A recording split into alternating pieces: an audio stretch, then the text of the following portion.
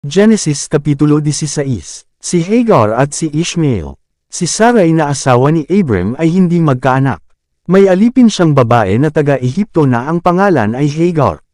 Sinabi ni Sarai kay Abram, dahil hindi pinahintulutan ng Panginoon na magkaanak ako, mabuti pa sigurong sumiping ka sa alipin kong babae, baka sakaling magkaroon tayo ng anak sa pamamagitan niya. Pumayag si Abram sa sinabi ng kanyang asawa. Kaya ibinigay ni Sarai si Hagar kay Abram para maging asawa nito.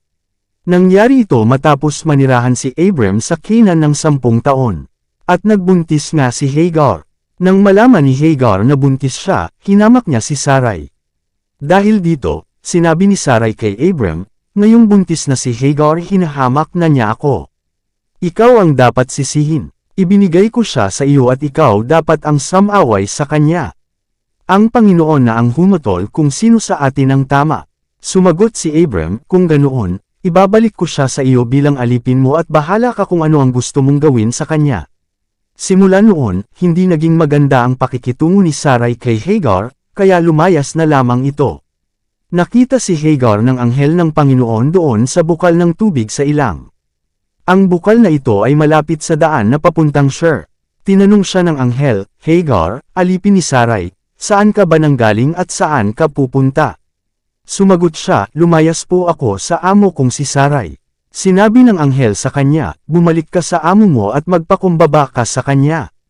Pagkatapos, sinabi pa ng anghel, pararamihin ko ang lahi mo na ang dami nila ay hindi mabibilang.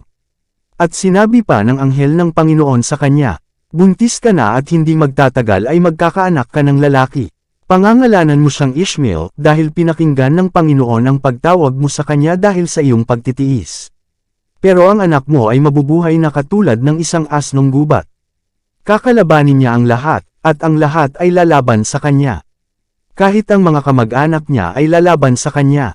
Tinawag ni Hagar na, Diyos na nakakakita, ang pangalan ng Panginoon na nakipag-usap sa kanya, dahil sinabi niya, tunay bang nakita ko ang Diyos na nakakakita sa akin sa lugar na ito?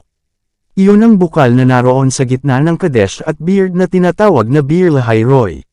Bumalik si Hagar kay Sarai, at dumating ang panahon na nanganak siya ng isang lalaki. Pinangalanan ni Abram ang bata na Ishmael. Nasa 86 na taong gulang si Abram nang ipinanganak si Ishmael.